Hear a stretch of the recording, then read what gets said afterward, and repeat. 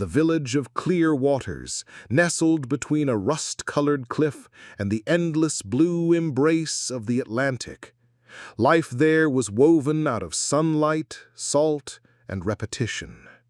Lydia knew that weaving well.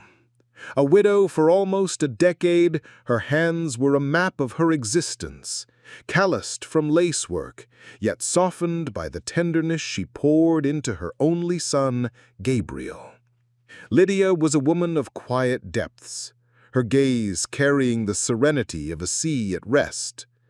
On her porch, the rhythmic click of wooden bobbins was the soundtrack of the village afternoons. But she wasn't just weaving lace. She was weaving memories, prayers, and an invisible shield around Gabriel. At 17, Gabriel was her opposite and her complement. His eyes held the restless sparkle of waves breaking on the shore, his young body brimming with untamed energy.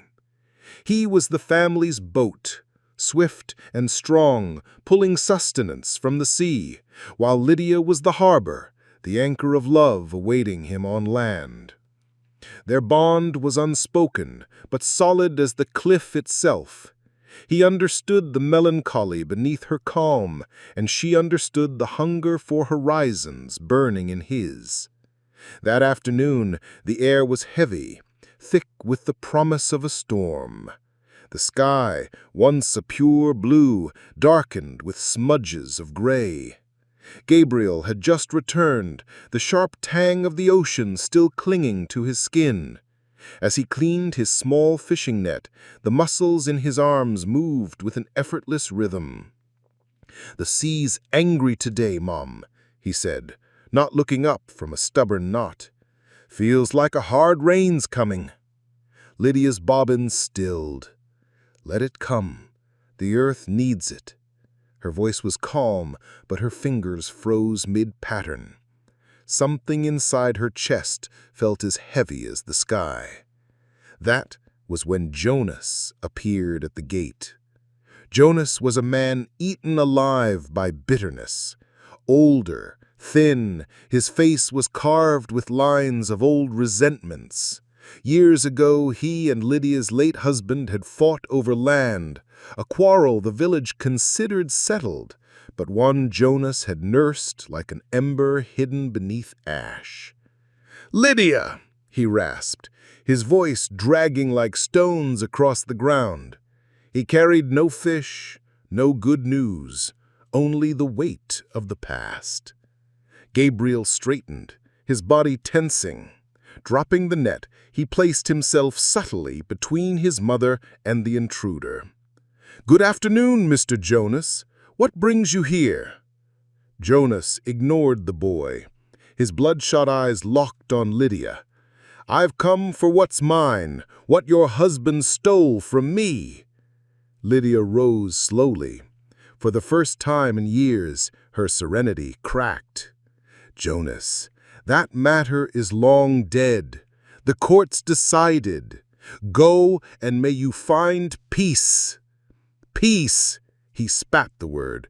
"I haven't known peace since that thief left me with nothing. You live here with your strong son, with your livelihood. And me? I lost everything." His voice broke into a raw, uncontrollable fury. He stepped forward, and the setting sun flashed on something in his hand. A thin, cruel blade, the kind used to fillet fish. Time stopped. The bobbins that once filled the air with their gentle rhythm gave way to a suffocating silence.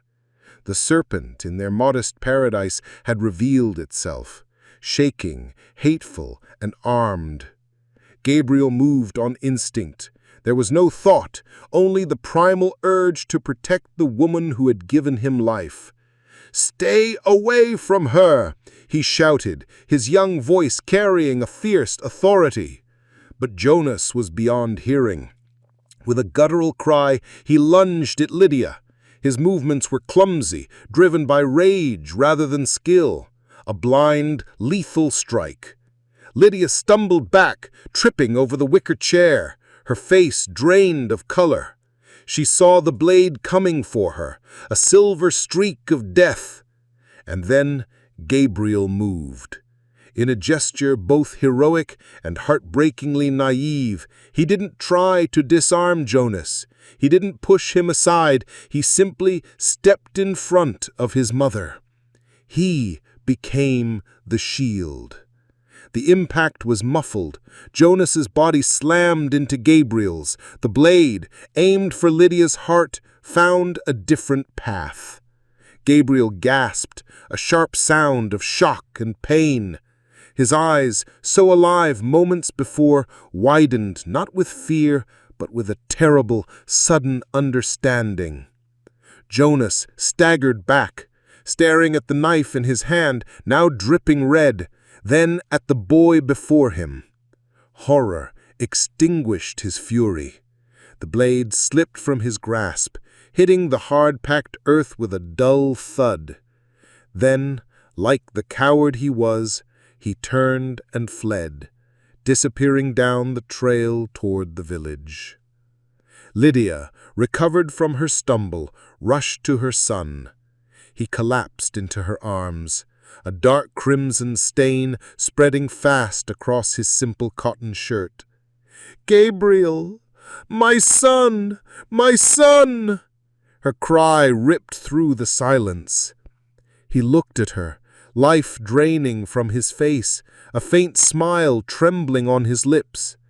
You are safe, Mom," he whispered, his voice already fading to a breath. Yes, I'm safe, but you!" Her tears streamed down, mixing with sweat and fear. She pressed her hands against his wound, desperate to stop the life pouring out of him. Hands that once wove lace and caressed in tenderness were now drenched in her most precious blood.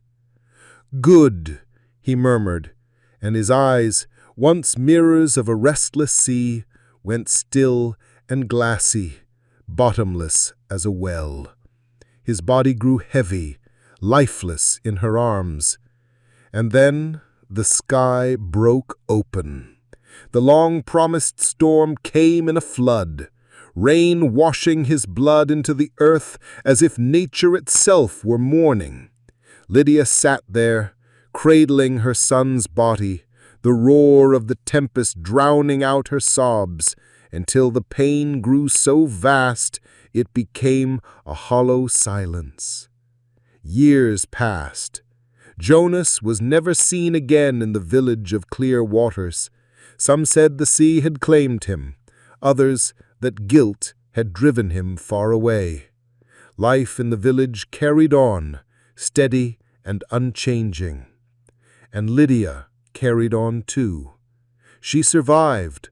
Her body remained, but her soul bore a scar time could never heal. She still sat on her porch, her fingers guiding the bobbins with the same precision. But their sound was different now, hollow, an echo of a life that had slipped away. She still looked out at the sea, no longer with calm serenity, but with the bitter wisdom only irreparable loss can teach. Gabriel had saved her, in an act of pure, unflinching love. He had given her more years. But what kind of years were they, lived without him? One afternoon, as a young mother scolded her child for running too close to the cliff, Lydia finally understood the terrible lesson Gabriel's sacrifice had left her. Her love for him, so vast, so protective, and his love for her, so instinctive, so absolute, had collided to create the perfect storm. He had thrown himself in front of the blade so she would not feel the pain of death, but in doing so, he had condemned her to a far crueler sentence, the endless pain of survival.